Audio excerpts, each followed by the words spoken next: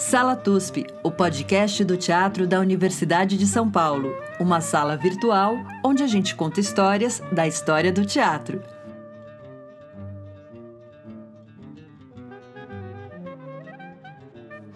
Olá, ouvintes do Sala TUSP.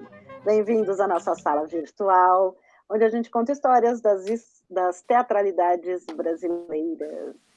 Não só brasileiras, latino-americanas também, porque a gente reivindica este lugar apagado de nossa história, latino-americanos. Estou vendo aqui no fundo da tela uma bandeira mapuche, estou muito feliz com o nosso entrevistado, que está em São Paulo, mas é aí do mundo. Eu sou Maria Tendlau, estou falando de São Paulo, diretamente de Bauru, Chico Pérez. Olá, Maria! Olá, ouvintes! Bem-vindos ao 35º podcast sobre teatro latino-americano, né? Porque a gente já não pode mais falar sobre teatro brasileiro, né? Nós temos aí os nossos vizinhos, que há muito tempo foram renegados, mas a gente reivindica eles mesmo, né? A gente que se auto-renega. A gente aprende a falar inglês antes de espanhol. Que isso, né? Que vergonha! E estamos conectados com São Paulo, com Luvel. Tudo bom, querido? Oi, querida. Tudo bem por aí? Luvel Garcia Leiva é cubano. Eu vou apresentar ele pelo currículo que está aqui registrado na FAPESP, nossa agência de pesquisa, a qual a gente sempre deve agradecimentos, porque a vida é dura. O Luvel, ele é pedagogo, crítico, pesquisador teatral, pós-doutorando da Faculdade de Educação da Universidade de São Paulo. Ele é doutor em Ciências sobre a Arte, História, Teoria e Crítica do Teatro pela Universidade das Artes, ISA, em Cuba.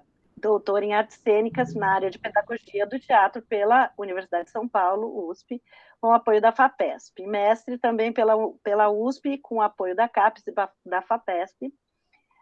Fez graduação de arte teatral no perfil de teatralogia pela Faculdade de Artes Cênicas do Instituto Superior de Arte, como havia dito, ISA, de Cuba. Diploma homologado pela Universidade de São Paulo como bacharel de artes cênicas e habilitação em teoria do teatro.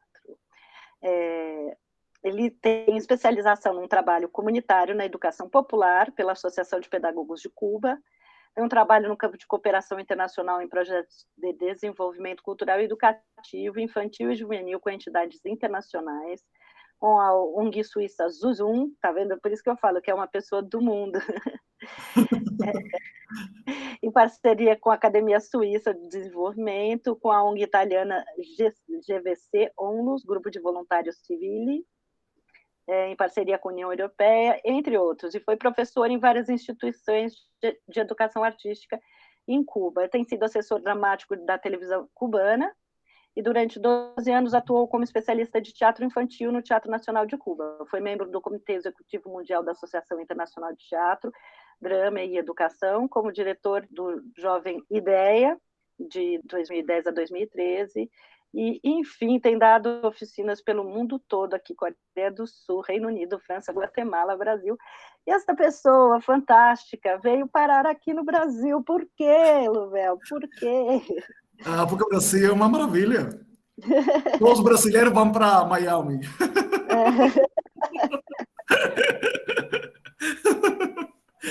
Nós amamos sermos brasileiros. Mas nós também temos uma simpatia irrestrita pelos cubanos. Sim, eu sempre adorei o Brasil. Eu lembro, nos anos 80, a gente escutava música brasileira. Tinha a música do Roberto Carlos, né, no espanhol, que era um sucesso, mas estava chegando a música do Caetano, do Chico, do Gilberto Gil, da Maria Bethânia. Meu, é uma coisa assim incrível. E quando começou a chegar o cinema, toda a produção cinematográfica brasileira, é uma coisa assim incrível. Incrível. Luvel, dá um parênteses aí. Por que a América Latina tem uma obsessão com o Roberto Carlos em espanhol? Ai, meu, porque Roberto Carlos chega aos corações das pessoas, entendeu? Mas ele nem consegue cantar direito, ele tem um sotaque Mas horroroso. a questão é que ele chega, ele fala para as pessoas coisas muito simples, e as pessoas se apaixonam com essa música. Então, A já gente estava era. eu fui com o Tarsílio numa cidade, lá em Oaxaca, assim, cidade super bacana. A gente entrou numa loja de CDs e tinha um stand só com CDs do Roberto Carlos, tinha todos eles em espanhol, e as pessoas comprando, e o cara falou, não, isso vende igual água. Eu lembro, na minha época, tinha uma música de Roberto Carlos, que era Lady Laura, né? Lady Laura, abraça-me forte, Lady Laura. E aí, meu, um monte de crianças, de meninas, começaram a ser chamadas Lady Laura. Era um nome. Não era Senhorita Laura, era Lady Laura. Então, Laura, maravilhoso. Você sabe que Lady Laura é o barco dele, o iate dele chama Lady Laura. é. Mas eu só fiquei sabendo quando estava aqui. Lá em Cuba não tinha ideia. E então, sempre foi uma paixão o cinema, Globo Rocha, o teatro, a dramaturgia. Eu lembro as primeiras peças que eu li em Cuba. Nossa, e depois chegou a fase das novelas, né? A Escravizaura, Dona Beija, Beija Flor, Beija Menina. E, meu, isso é uma coisa assim, encantadora, né? E sempre teve também essa briga entre os esportistas cubanos e os brasileiros, né? No vôlei. Sim, Então, vôlei. tinha um imaginário, uma coisa simbólica aí, que dialogava muito com a maneira como que eu enxergo o mundo, né? Antes de eu vir morar para cá, em 2013, eu já tinha viajado várias vezes ao Brasil, né? E é uma confirmação de que esse era o país onde eu tinha que morar, né? Eu poderia ter ido para a Europa, para Estados Unidos, sei lá, mas o Brasil é uma... Sim, por isso que eu perguntei, né? Que na verdade, enfim, eu também somos aqueles amor e ódio, né? Que a gente tem. Nós estamos num momento um pouco triste é eufemismo, mas enfim. Agora, de qualquer forma, você quis sair de Cuba, ou você precisou sair de Cuba? Eu acho que as duas coisas. Eu precisava, eu queria. Eu precisava, em termos profissionais e econômicos, e eu não achava mais em Cuba, né, a maneira de eu enxergar a arte, o teatro, a política, não cabia mais em mim. E precisava porque a situação econômica era muito complicada, né? Muito difícil. Eu trabalhava para cacete economicamente era muito, muito difícil, né? Sim, sim. E me diga, eu vou falar a tese do Louvel de doutorado, maravilhosa. Eu tenho que falar o nome corretamente. A gente aqui hoje está conversando sobre teatro latino-americano para infância e juventude, a partir dessa pesquisa que o Louvel fez. E como vocês percebem, ele tem esse trabalho com a infância aí bastante consolidado e com esse lugar aí de ações sociais, né? Não sei como a gente poderia dizer da forma mais politicamente correta ou menos preconceituosa, enfim. Eu digo isso porque aqui a gente sofreu um império do onguismo, que a gente fala, que às vezes deturpava um pouco esse sentido do trabalho social comunitário, que eu acho que é o seu foco, e que é maravilhoso, né? A tese do Louvel, ela faz um percurso belíssimo, e a gente vai pôr aí o link embaixo, para quem quiser acessar, porque ela não é simplesmente um estudo acadêmico, mas ela cria uma ficção que vai te envolvendo, e acho que até por tratar de uma construção de subjetividades, né, Louvel? Exatamente, sim. Eu queria saber, a história do Ivan, seu filho, é verdadeira? Ah, tem muitas experiências contadas na tese que são real. Sim. Sim. Tem muitas que são absurdamente real. Eh, Tem passagem aí, como a história de quando Ivan foi concebido, né? Aquela vizinha que começou a bater na parede e falava sobre a pinga diabólica. Isso é uma coisa... Gente, isso é diretamente ligado com o Gabriel Garcia Marques, né? Todos os personagens É um nascem... espírito fantástico que subjaz ao conto. O nascimento do meu filho, ele nasceu embaixo de um furacão que se chamava Ivão, né? Uhum. Ele nasceu no dia 11 de setembro, né? Um furacão que estava passando por Cuba. E quase a maioria da passagem tem uma conexão com a realidade, né? Eu vou passando entre ficção e realidade, né? Vou construindo aí um tecido, né? Sim. Que faz verossímil essa realidade que está carregada de uma fantasia, né? E o trabalho, você já fazia um trabalho para a infância muito antes de ser pai, né? Sim, sim. Eu comecei a trabalhar com crianças, a escrever sobre as relações entre infância e cena, já fazia muitos anos, né? Eu comecei no ano 94, no Teatro Nacional de Cuba, né? Fiquei aí vários anos. Incluso antes de eu fazer a universidade, fazer a graduação, eu já trabalhava com criança e tal, né? 94, 2004, 2014, 2021, quase 25. Quase 30, né? Olha que Nossa, meu maravilha. Deus. Estamos ficando velhos. Ai, meu Deus. Olha, só para falar corretamente o título da tese, a tese está em espanhol, mas é absolutamente compreensível, então Sim. acho que vale a pena. Escenarios infantiles latinoamericanos, teatralidades e performatividades emergentes em la acción cultural. Exato. Para mim, me interessa especialmente esse tema, talvez a abordagem mais com jovens do que com crianças, embora neste momento eu estou me aproximando por ser mãe também, eu acho, talvez, da questão da infância. E para mim isso é uma questão central do meu próprio ser no teatro. Eu estou fazendo um pouco biográfico, acho que eu fiquei inspirada pela sua tese. Mas é o que eu acho que é importante dizer. Houve um momento de crise política no país em que eu pensei, não faz o menor sentido fazer teatro. E eu estava um tempo afastada da ação com teatro, com pedagogia do teatro e um trabalho social, né? Trabalho na comunidade. E foi nesse momento que eu pensei, não, agora, imediatamente e sempre, é esse o lugar que a gente tem que estar, porque é nesse lugar que a gente pode construir algum tipo de liberdade, através da formação de outras possibilidades, de outras narrativas. E aí, então, me toca muito essa questão da subjetividade. Você pode falar um pouco isso, de como você aborda ela na sua tese, sobre uma subjetividade abstrata e uma que vai se construindo no trabalho com a ação social e o teatro? Sim.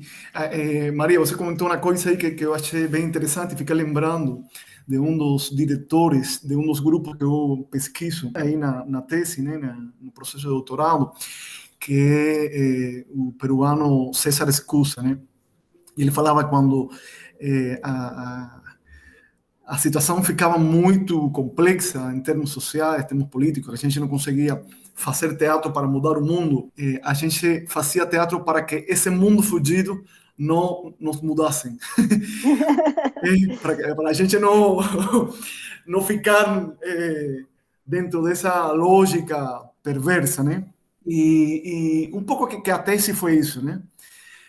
Um pouco seja, eu cheguei no Brasil em 2013 e logo começou a crise no Brasil.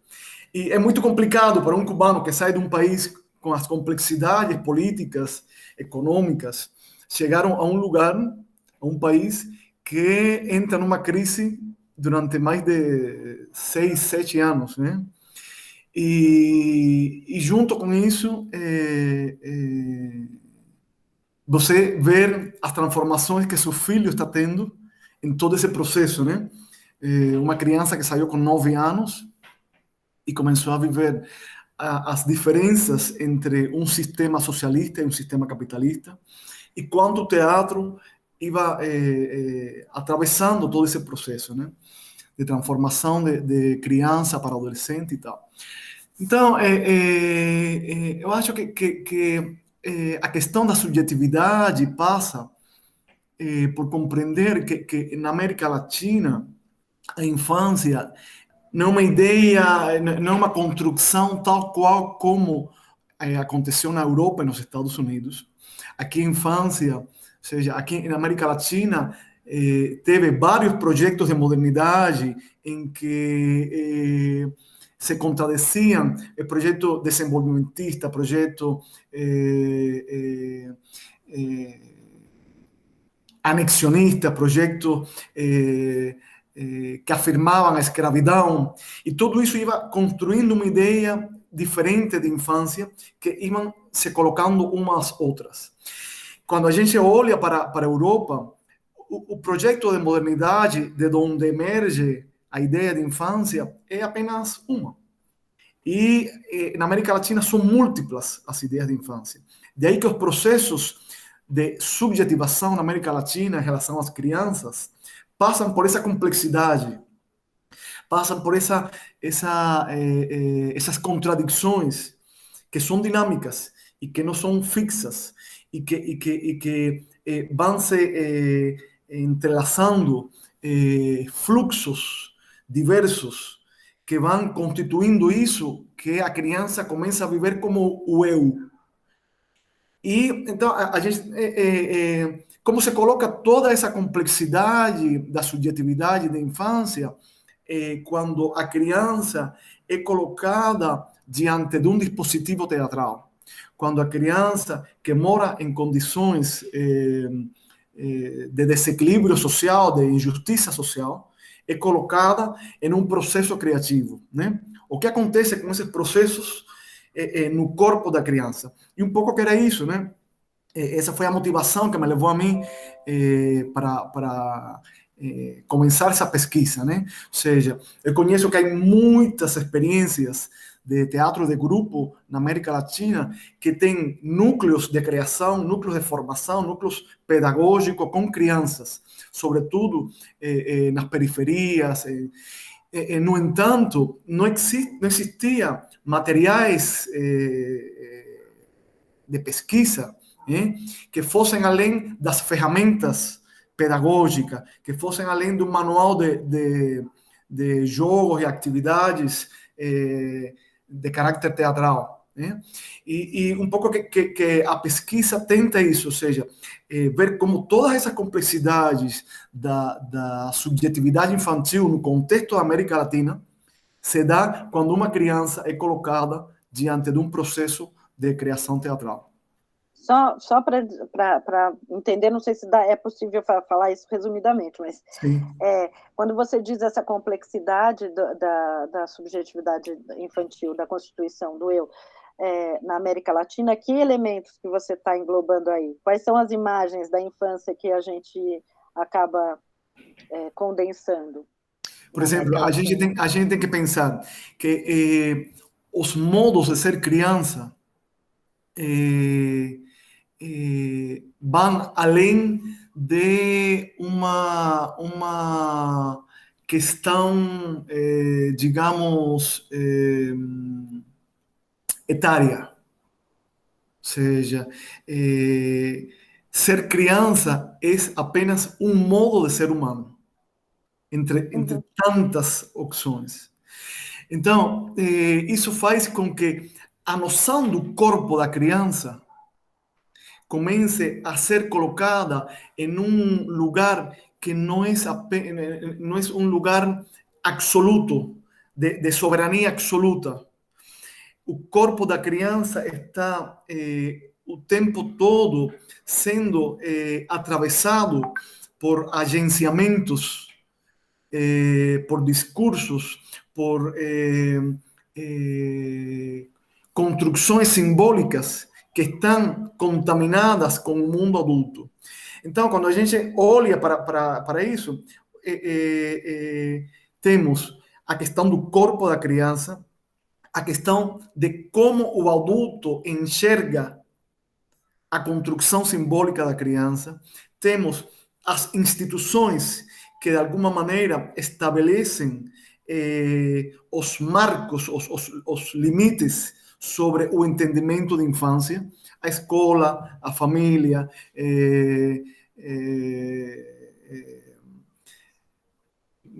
os círculos infantis, as creches, ou seja, o modelo educativo.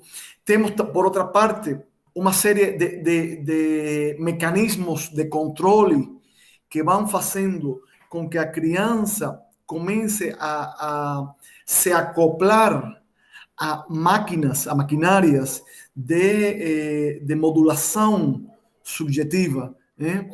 Por exemplo, estou pensando na questão do celular, da internet. Então, tem uma série de questões que vão te dando qual é esse lugar, qual é esse espaço da criança nesse processo de subjetivação. Não sei se eu respondo mais ou menos o que tu me está perguntando, Maria, mas é um Sim, pouco... não, eu acho que é complexo, por isso, só Uhum. para entender por que isso na América Latina eu acho que é uma segunda pergunta que eu vou te fazer assim já de imediato. Você vê nessas experiências que você acompanhou mais pontos em comum ou menos pontos em comum? Em comum ou entre elas? E elas, pontos que são iguais, que te faz dizer, há uma identidade, uma Sim, sim, identidade. há questões em comum, seja, um fio em comum tem a ver com os processos os processos históricos de constituição da subjetividade infantil na América Latina. Seja, como te falei anteriormente, na Europa, ou seja, quando a gente lê a história das infâncias, a gente parte, sobretudo, a partir desse corpo teórico e esse componente teórico nos traz uma ideia da infância que é a partir da modernidade europeia. Quando a gente olha para a América Latina, esses processos de modernidade, esses processos de modernização foram totalmente diferentes. Né? Isso faz com que essa diferença de projetos de modernidades seja comum nos países que eu pesquisei, que foi o Brasil, Peru, Bolívia e Colômbia. Em todos eles se viveram processos de independência, processos de anexionismo, processos independentistas, processos de afirmação da escravidão. E cada uma dessas visões do mundo traziam uma ideia sobre a construção simbólica das crianças, ou seja, qual é um lugar específico da criança em cada um desses projetos. Então, esse é um fio comum. Outro fio comum tem a ver com como os processos de controle, os dispositivos de controle, sobretudo depois dos anos 90, eu não gosto da ideia da expansão. Eu não gosto da ideia da expansão. Mas, de alguma maneira, tem a ver com isso, né? Porque, para mim, a expansão traspassa os limites de tudo. E tem limites, porque tem a ver com a construção desse mundo simbólico da criança, né? Mas tem a ver com essa ideia de uma amplitude sobre o que se entendia como infância até faz alguns anos atrás. Por exemplo, o fato de que a criança tenha apropriado dos dispositivos de reprodução cultural que durante muitos anos estiveram nas mãos dos adultos, né, tem feito com que as crianças, estou pensando, por exemplo, no comando da TV, no acesso ao computador, no celular. Isso tem feito com que a criança tenha acesso a conteúdos culturais que estão pensados, estão concebidos para o mundo adulto. Isso faz, então, que se produza uma contaminação simbólica. Isso faz com que os processos de recepção infantil variem. isso faz, por exemplo, com que agora mesmo está se debatendo muito a questão do código, ou seja, como tem uma geração de crianças que já não funciona mais pelo signo, já não funciona mais pela linguagem, e sim pelo código, porque a questão é que a criança já não precisa de um emissor e um receptor, ela precisa de apenas um componente que me permita a mim, ou que permita a ela, estabelecer um diálogo globalizado. E isso faz com que a gente, quando comece a perceber, por exemplo, o TikTok, Sim. toda essa série de aplicativos, faz com que o processo de subjetivação da criança em relação a todos esses dispositivos de reprodução cultural, faz com que esse processo de recepção varie. E a percepção que tem a criança sobre o fazer teatral seja outra em comparação com outra geração. Então, tem questões que a gente pode estabelecer como fios, desde o ponto de vista histórico, desde o ponto de vista de mudanças mais, digamos, contemporâneas nas crianças de cada um desses países, e tem diferenças, né? Por exemplo, a maneira em que o grupo teatral da América do Brasil enxerga os processos de ação cultural e a relação com a comunidade são diferentes dos grupos da Colômbia, por exemplo. Aqui no Brasil, tem uma relação em que o grupo teatral tem uma base mais institucionalizada. A produção, ou seja, o grupo é uma instituição, entre aspas, né? Estou falando entre aspas, que produz, junto com a comunidade, uma série de produtos culturais que possibilitam que as crianças transformem seu olhar sobre o mundo, sua perspectiva do mundo, etc, etc, etc. Mas, por exemplo, na Colômbia, o grupo Nuestra Gente, que ele fica na cidade de Medellín, que é uma comunidade que se chama Santa Cruz, uma comunidade altamente violenta, atravessada pelo conflito armado e pela questão da droga. A percepção que eles têm sobre a arte e a produção cultural passa não por construir junto com a comunidade, mas que a comunidade decide o que eles querem. Ou seja, o grupo tem um tecido tão forte com a comunidade que já não existe diferença. A Sim. comunidade estabelece a programação cultural do grupo, estabelece quais vão ser os processos de formação da comunidade, discutem junto com o grupo os modelos de desenvolvimento educativo e cultural da comunidade. Então, a produção teatral está atravessada por todas essas, não é nem parceria, porque já seja, não é o grupo e a comunidade faz parte do grupo, compreende? Sim. E no caso do Brasil, você tem... É curioso, assim, pensar em política cultural do teatro para a comunidade, independente de ser para a infância. O grupo específico que você estudou, o qual eu tenho um apreço gigante e uma proximidade, que é a Paideia, que trabalha na Zona Sul, trabalha a partir de um princípio também filosófico muito específico, que é antroposófico, então isso vai determinar todo o caminho que eles fazem. Mas, de toda forma, eles são um grupo que está lá para atuar para a comunidade, mas não o que a comunidade tenha determinado. E se a gente ampliasse isso e pensasse em grupos do movimento de teatro de grupo no país, que, a partir de leis de fomento e de possibilidades de incentivo, se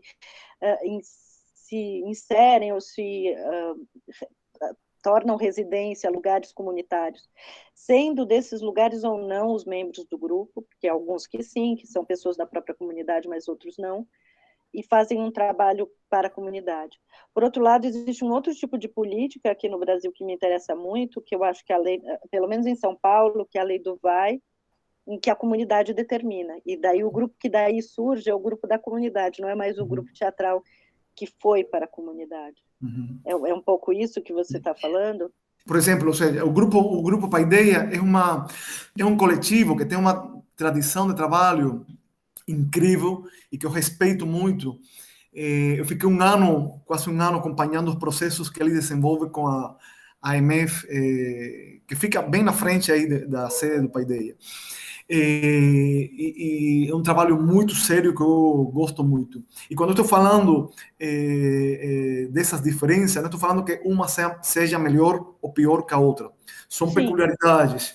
Por exemplo, nos outros grupos da América Latina que eu acompanhei, mas especificamente esse colombiano, a visão do teatro é uma visão em que o diretor teatral já não fica mais como uma figura central no grupo. Uhum. Ele vai se desfazendo, né? Mesmo que seja uma figura que todo mundo consulta, trabalha, que é sempre uma referência.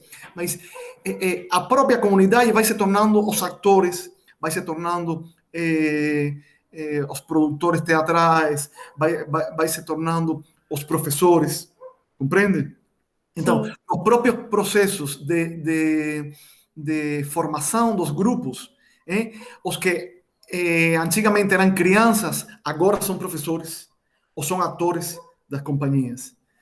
Isso faz com que uma visão inicial muito ligada a essa questão inicial do teatro de grupo, de criação coletiva, né, dessa tradição, ela tem ido se transformando nesses coletivos. E no caso da Paideia, por exemplo, continuam figuras muito importantes ao frente das dinâmicas criativas mais importantes do coletivo, compreende?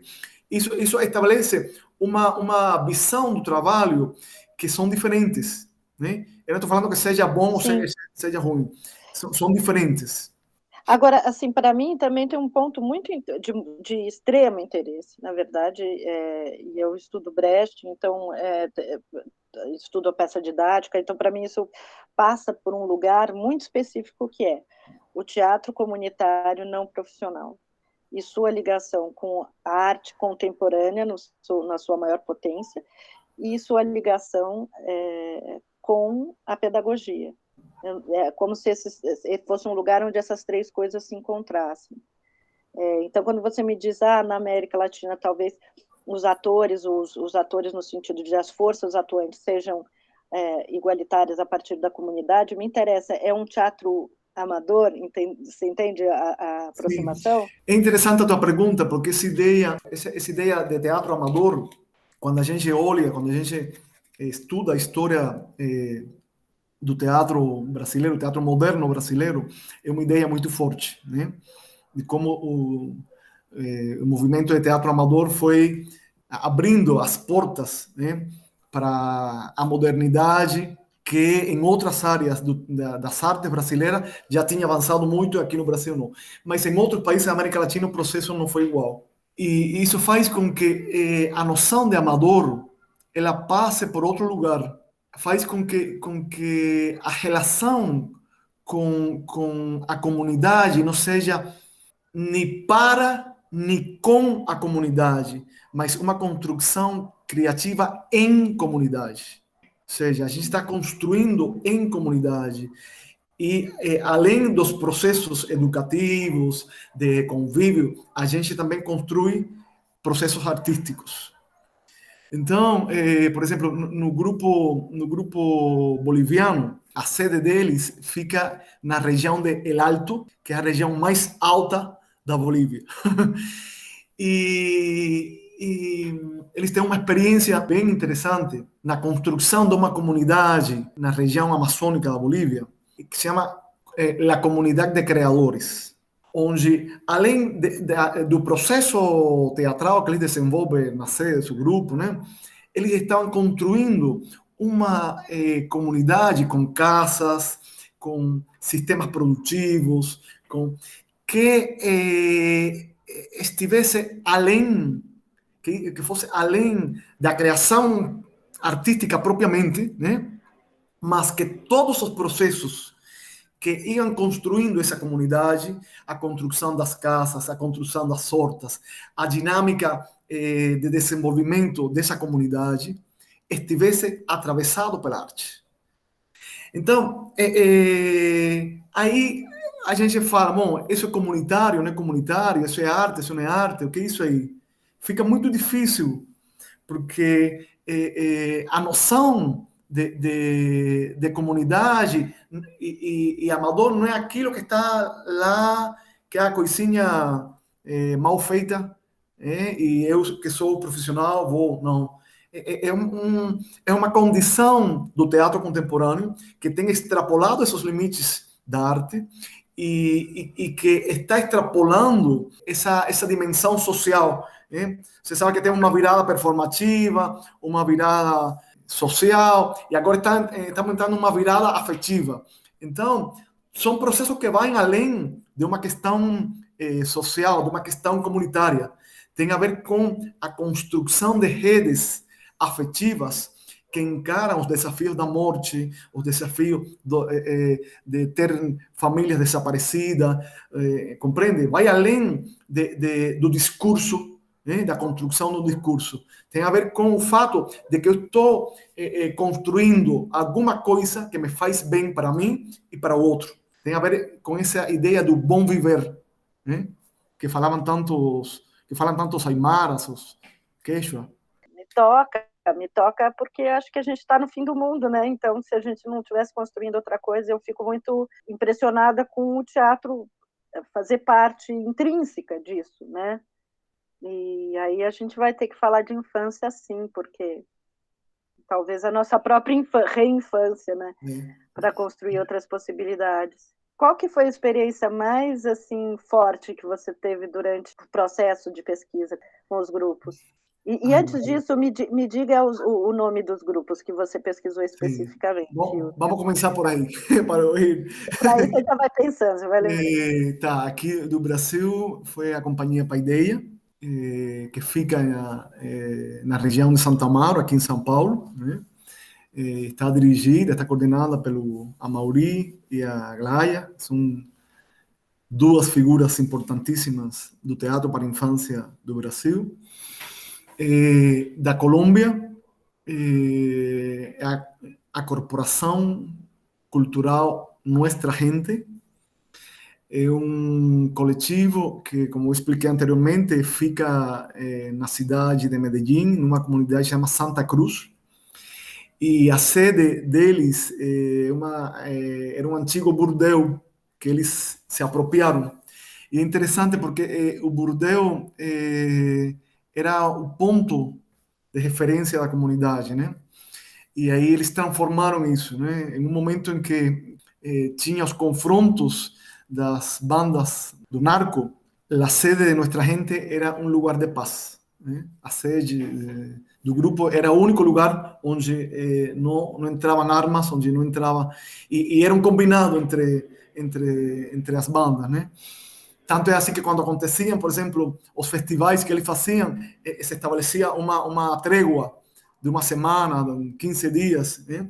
Então, um grupo bem importante, e o diretor, o fundador, digamos, porque já não é diretor, Jorge Blandón. O grupo peruano, um grupo que fica na cidade de Lima, numa comunidade chamada Villa El Salvador, uma comunidade que é um deserto, e é interessante porque aí na tese eu falo, são as questões que te traz a vida. Eu não sei se você sabe que nos anos 80 teve uma imigração em Cuba, que se chamou, uma crise que se chamou a crise del Mariel. E o que aconteceu foi que pessoas que queriam emigrar para Estados Unidos invadiram a embaixada do Peru como uma estratégia para que o governo abrisse as portas para que as pessoas emigrassem. E aí o governo não cedeu e as pessoas começaram a ocupar a embaixada. Até que depois de uma semana, então, chegaram umas tratativas, o governo abriu um porto que se chamava o Porto do Mariel, que é esse porto que agora foi reformado com a ajuda do governo Lula e Dilma. E muitas das pessoas que estavam nessa embaixada foram mandadas para Peru com a condição de que nunca saíssem do Peru. Essa foi a condição que... E quando eu chego lá, em Villa El Salvador, eu começo a perceber que tem construções muito parecidas com Cuba. Tinha dinâmica, assim, eu nunca tinha viajado ao Peru, né? Era um deserto, era todo areia, mas tinha alguma coisa assim. E aí, quando eu começo a perguntar, a comunidade desses cubanos foi lá. E eu fiquei totalmente impressionado, porque eu não tinha nem ideia de onde era isso, né? Então, Bichama Teatro é um coletivo que tem uma longa experiência de trabalho em comunidade, e o diretor do grupo peruano é César Escusa, um dos intelectuais peruanos de maior prestígio no que diz respeito a esse teatro produzido em comunidade. E eles trabalham sobre uma perspectiva que eu exponho aí na tese, de uma pedagogia da alteridade.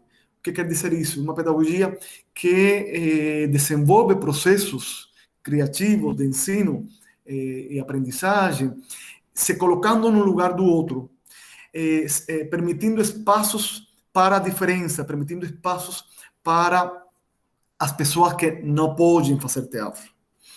O César é um homem que tem uma deficiência, ele não consegue se locomover bem, e isso faz, e durante muitos anos na sua vida, ele foi negado a possibilidade de fazer teatro. Ele não conseguiu entrar nessa escola de teatro, ele sofreu bullying. Então, isso faz com que a poética criativa e a dimensão pedagógica desse grupo passe por essa perspectiva. E o grupo boliviano é um grupo que se chama Teatro Trono. É um grupo que surgiu também nos anos 80 pelo diretor Iván Nogales. Iván Nogales, ele era, porque faleceu no processo que estava fazendo a pesquisa, ele faleceu.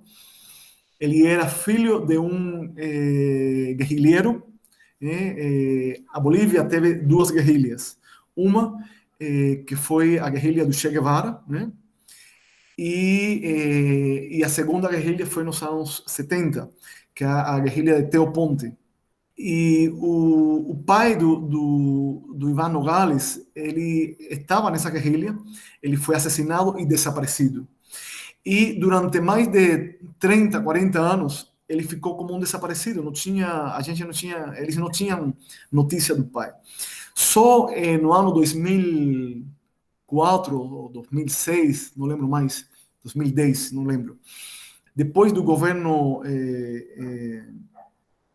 progressista de Evo Morales, se estabeleceu uma investigação com todos os desaparecidos da guerrilha de Teo Ponte e conseguiram chegar a o soldado que matou ao pai do Iván Nogales.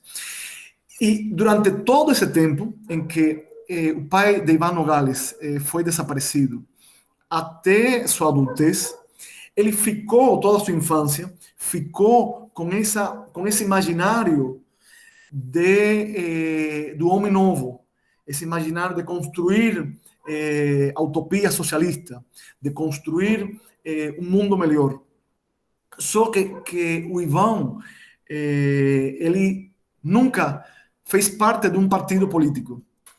Ele falava que a direita e a esquerda falavam o mesmo diálogo, só que em lugares diferentes. E que o processo de transformação social não passava pelo discurso da direita nem da esquerda, nem dos capitalistas nem dos comunistas, mas por um processo de descolonização corporal.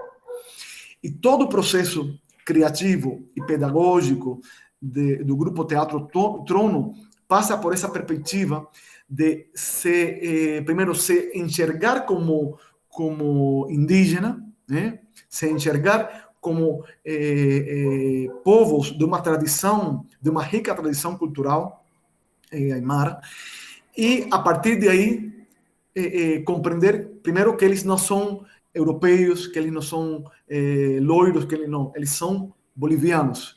Fortalecer sua condição identitária e desenvolver processos de descolonização. São processos que Maria, eu não poderia te dizer qual foi assim o que mais me impactou. Todos. Teve alguns que o impacto foi mais concentrado, outro que foi mais dilatado, mas cada um com suas particularidades.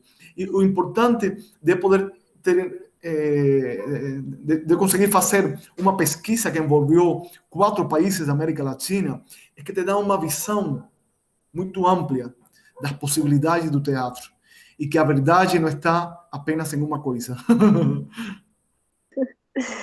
Seja incrível.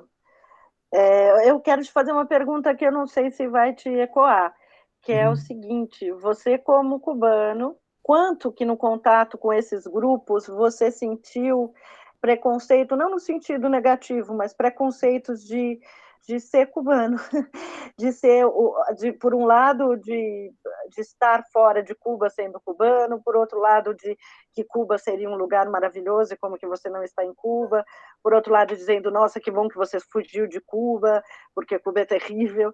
Como que é enfrentar essa imagem que eu tenho absoluta certeza que ela não é concreta de Cuba, mas que nós brasileiros temos? Maria, é engraçado porque Cuba sempre provoca as mais as brigas maiores entre as pessoas que falam sobre Cuba, né? Tem pessoas que acham que é um paraíso e tem pessoas que acham que é um inferno. Aqui, por exemplo, quando eu cheguei ao Brasil, eu fui morar na Zona Leste, né? E tinha uns amigos, ou familiares dos amigos onde eu estava morando, que eles achavam que em Cuba a gente comia criança. Mas como que come criança? Eu não entendia isso, mas como que come criança? E falaram assim, vocês não pegam as crianças e fazem carne moída das crianças? Moedor de carne. Isso. Moedor de carne. Que você até coloca a música do Pink Floyd na tese. Né? Isso. Quando eu escutei isso, eu falei, meu Deus, isso não é possível. Isso não é possível, isso é ficção. Mas eu expliquei, não, isso não. E tem gente que acha que Cuba é a Icária. Né? A Icária que eu falo, essa ideia, essa ilha utópica, onde tudo é possível, onde o homem se desenvolve com todas as possibilidades. Então, Cuba não é assim.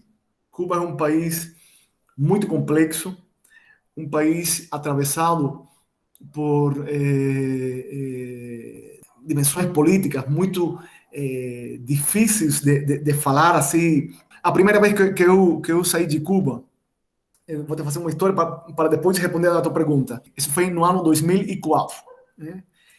Em Cuba, nessa época, a internet era uma coisa dos inimigos, né? Uma coisa do capitalismo, uma coisa da CIA, uma coisa era, ou seja, falar de internet isso não era possível, né? E eu nunca tinha me conectado à internet, não sabia o que era. Mas uma amiga coreana me deu de presente uma laptop antes de eu viajar, né? E aí eu viajei, cheguei lá no aeroporto, quando abri o computador sozinho deu e se ativou a internet, o Wi-Fi aí do aeroporto. E eu tive uma reação muito típica do que acontece em Cuba quando o sistema te está vigiando. Eu comecei a olhar para trás assim, a ver se tinha alguém me vigiando, porque eu estava tendo contato com uma coisa que era do capitalismo, era dos inimigos. Bom, eu vi, não tinha ninguém, não? Deve ser algum espião que tem por aí.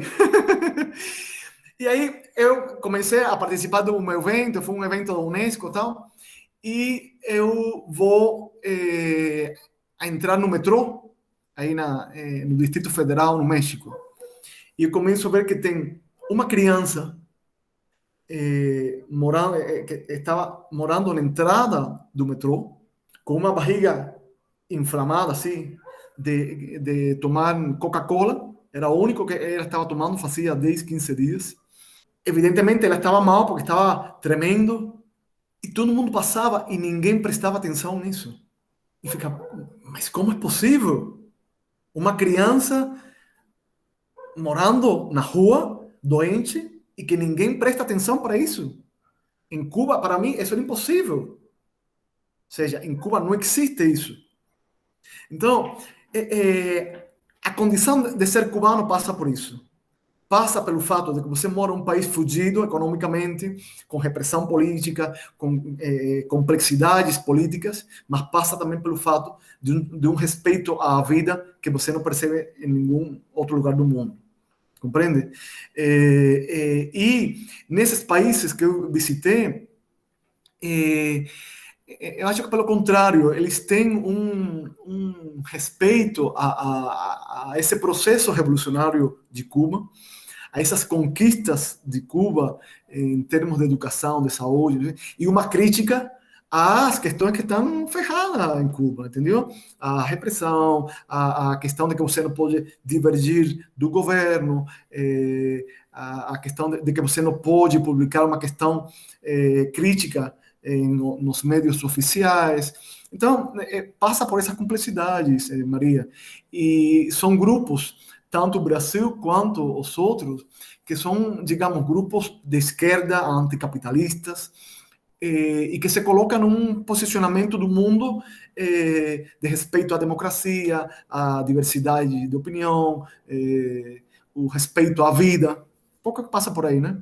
Que eu não senti preconceito com nenhum deles. Não. Pois é, não, enfim, eu fico pensando, né, a gente conversou com a Ileana, e a Ileana falou, eu tenho dificuldade de falar com as pessoas, porque eu não falo mal de Cuba, mas agora eu não aguento, eu estou começando a falar, e as pessoas acreditam em mim, porque as pessoas acham que Cuba é um paraíso.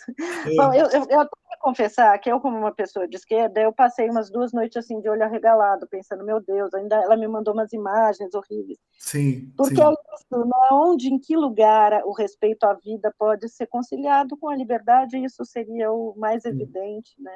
Mas o respeito à vida. São complexidades, Maria, que a gente fica se debatendo o tempo todo. Ou seja, numa balança, o que é mais importante, a liberdade ou a vida? Ou é que a vida não faz parte da liberdade? Entende? Então, são questões muito contraditórias. São contraditórias quando você recebe uma formação muito sólida e depois o governo não te permite que você amplie seus universos, que você coloque em questão ao próprio sistema. Compreende? São Sim, contradições. é uma contradição mesmo. É uma E o contradição. Ivan, como é que o Ivan sente isso?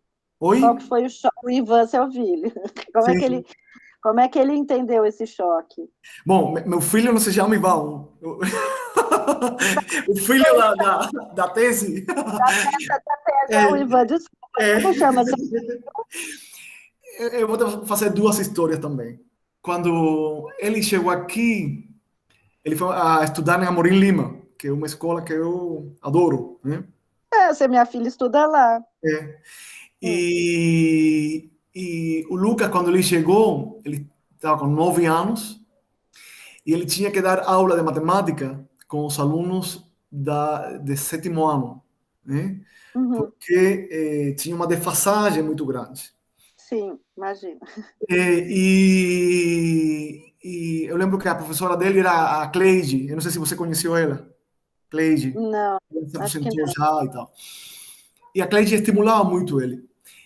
E um dia, o Lucas, ou seja, ele vivia essa defasagem, não? Dava aulas com um e outros com outro.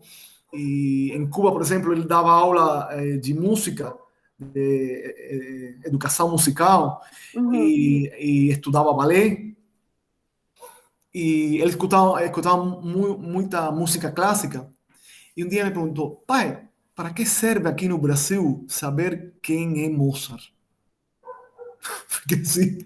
Eu falei, filho, porque em Cuba, uma pessoa que sabe quem é Mozart, sabe apreciar, sabe, compreende? Uhum, uhum, Não que seja assim em geral, mas uma pessoa que valoriza isso compreende, e na escola se valoriza, né? uhum, E aí eu fiquei sem resposta para o Lucas, porque ele falou, pai, uhum, mas essa é uma passagem que eu coloco na tese, né?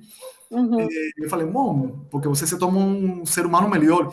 Mas ser humano melhor, se aqui o mais importante é ter um tablet ou um celular, uhum, compreende? E outra experiência foi quando ele foi para Cuba a primeira vez, ele encontrou a sua professora e ele assegurou ela, porque a professora começa no primeiro ano e fica com os alunos até sexto ano. Assegurou ela do pescoço e chorava, chorava, chorava, chorava, chorava, e não conseguia sair dela. Ficou como 10 minutinhos aí chorando.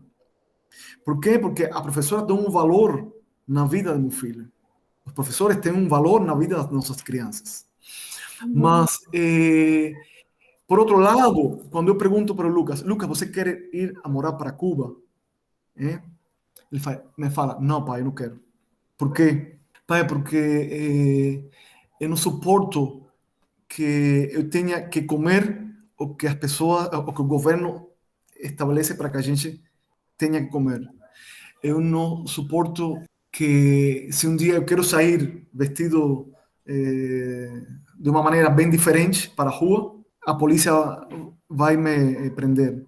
uhum, E assim, ele foi me dizendo coisas que eu fiquei sem palavras, né? Que tem a ver com essa dimensão da liberdade, tem a ver com essa dimensão de que o Brasil trouxe para ele uma imensidão de possibilidades de compreensão do mundo.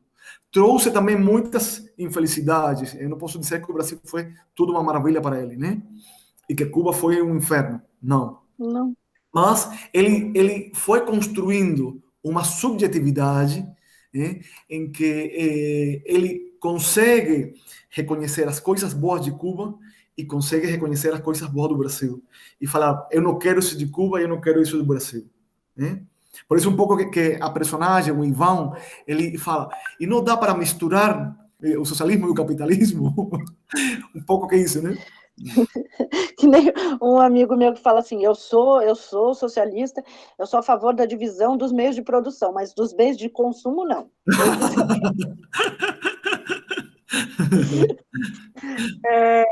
Querida, é assim, eu fiz uma entrevista de curiosa, sabe como é, assim, perguntando coisas que me deu vontade de coração de ouvir, porque a sua tese ela é tão bonita e tão desenhada, eu acho que não conseguiria fazer uma entrevista separando esses dois lados. Por isso, queridos ouvintes, essas perguntas sobre Lucas, sobre Cuba, enfim.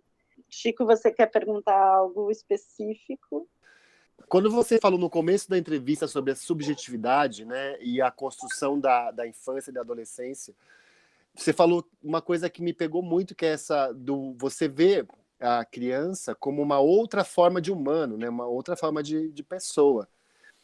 E aí eu tenho lidado ultimamente, nos últimos 10 anos, desde que eu mudei para Bauru, com um outro universo da subjetividade infanto-juvenil, infantil, em que ela transforma, porque os meios de produção, quando você falou que uma criança pega o computador e aí ela tem acesso limitado à mídia e aos meios de produção assim, midiáticos, o problema é que os meios de midiáticos também sabem disso e transformam a criança, em vez de um pensador, em um consumidor, né?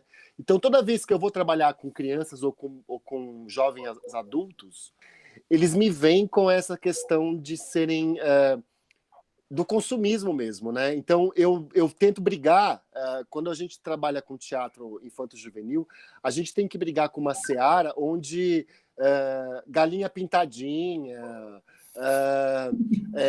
a patrulha canina, esses meios de esses modos de consumo vêm e invadem, né? Então você transforma, por exemplo, o Teatro Municipal aqui, ele tem a programação infanto-juvenil que é recheada desse tipo de coisa. Então vem o teatro da Turma da Mônica. E aí o que eles fazem? Eles fazem uma pecinha e depois vendem os produtos. E as crianças lotam. E aí quando você traz um grupo de teatro infanto-juvenil que vai trabalhar com... vamos trabalhar com histórias do folclore brasileiro. Isso já não atrai tanto a criança, porque não é um meio de consumo, ela não tem um produto que ela vai sair dali, né? Ela tem um pensamento crítico ou uma perpetuação de tradições que, para ela, talvez não faça sentido nesse mundo globalizado. Isso é que eu constato aqui em Bauru, né? Eu queria saber se você vê esse tipo de coisa acontecendo com os países onde você visitou. Sim, Francisco, ou seja, a gente não pode esquecer que o sistema capitalista ele é um bicho mutável o tempo todo. Ele é realmente um ave fênix, né? Ele quando é levado até o limite, quando ele não consegue dominar as forças que estão repelendo, então ele transforma e se apropria dessas forças ao seu favor, né? E é isso que faz com que o capitalismo sobreviva, né? E o que acontece para que o capitalismo possa se apropriar dessas forças, ele não precisa dominar apenas as forças de produção, mas também as nossas forças de desejo, ou seja, o que a gente deseja, o que a gente quer.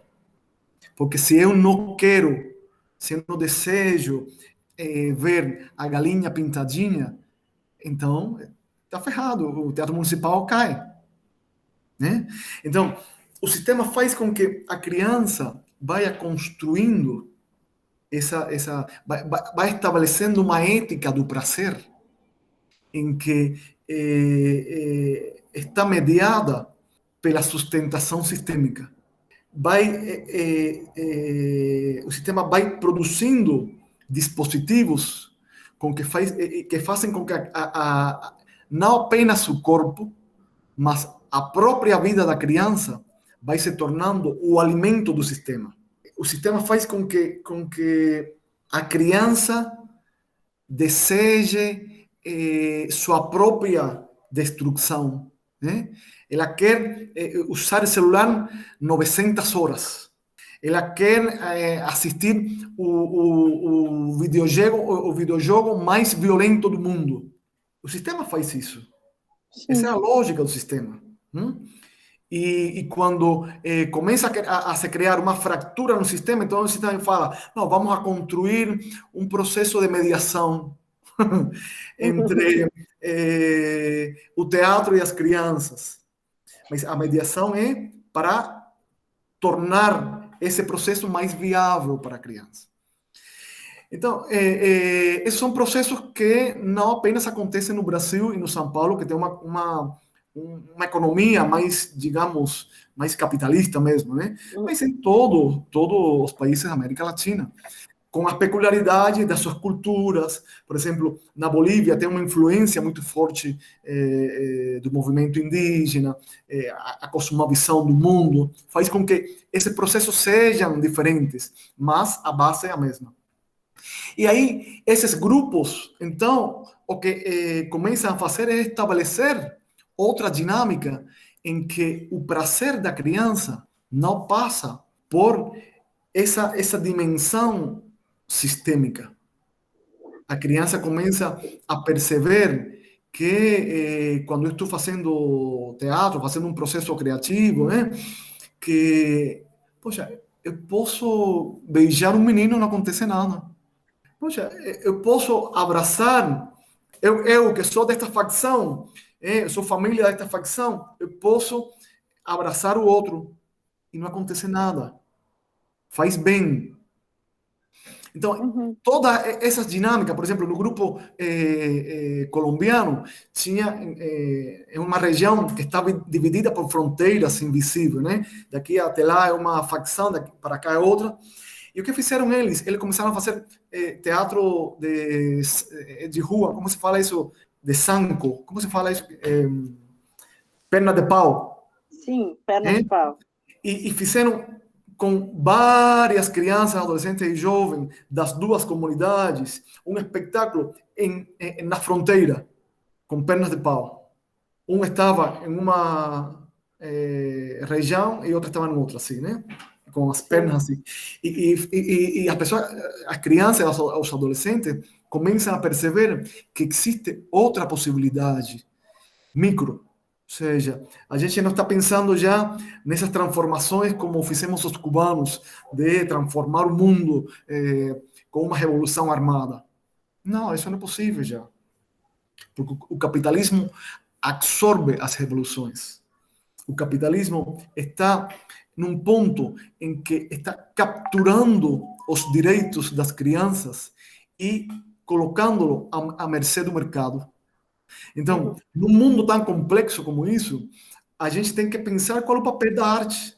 É dar um espetáculo com uma mensagem? Não, a criança tem que experimentar, tem que viver outros modos de ser criança, outros modos de ser humano. Compreende? Ai, meus amores, que demais. Obrigada, Chico, por ter feito a pergunta. Eu estou muito preocupado com isso.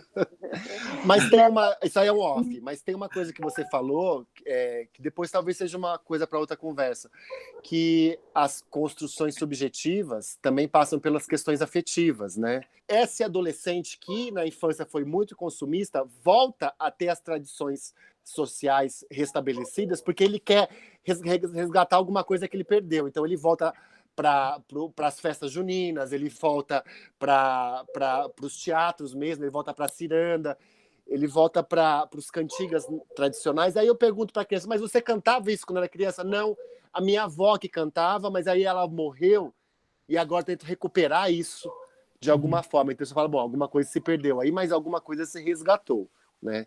Então eu percebo isso aqui. Mas isso é altamente violento aqui na cidade, o apagamento dessa tradição anterior. Sim. Aí, tem uma discussão que está se colocando agora no mundo, Francisco, né? Que tem a ver entre esse debate, essa ponte que está se estabelecendo no nível subjetivo das crianças, entre o afetivo e o código. Ou seja, o código computadorizado e o afetivo. Até que ponto a gente pode pensar existências de vida extra-humanas, ou seja, que vayan além do humano, e como existem possibilidades de que o afeto vaya além dessa ideia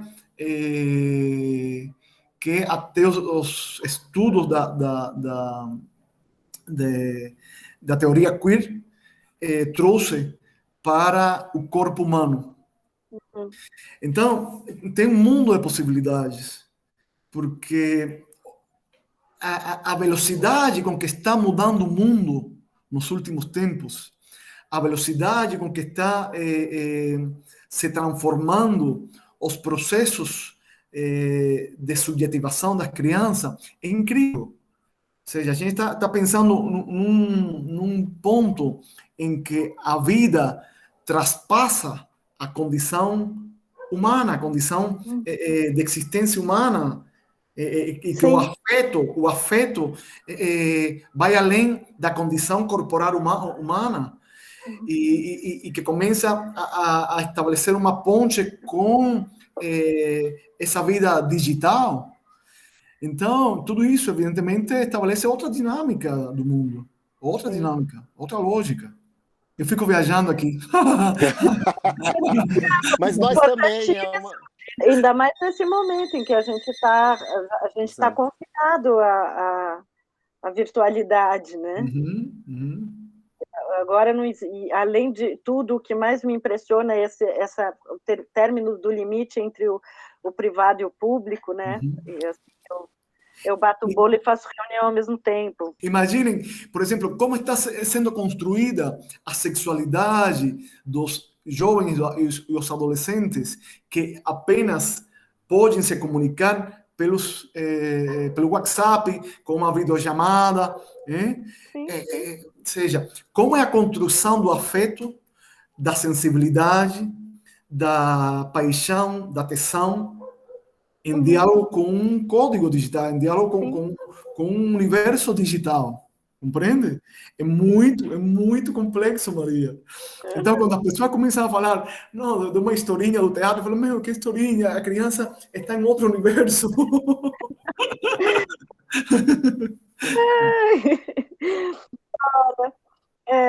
A gente tem que finalizar, então eu vou me despedir, Então, te agradecendo muitíssimo, abrindo as portas aí para a gente poder conversar mais vezes, porque o assunto da infância, a gente quer trazer ele para perto, e desse teatro tão especial que é feito para a infância e para a juventude. Eu queria dizer para todos que estão confinados na virtualidade que nos afetemos de alguma maneira e mudemos o mundo, talvez esse mundo aí imaginado por esse personagem, Ivan, da tese sim, maravilhosa do Louvel. sim. Eu convido a ler a tese. A tese, neste momento de confinamento, é bem interessante, né? Ivan sai de Cuba, ele passa por todo um processo em que o tablet, a construção de uma ilha virtual, e no final o tablet captura ele. Então, como Sim. acontece todo esse processo? Mediado por processos teatrais também. Um prazer. Um prazer, Maria. Prazer, Obrigado. meus queridos.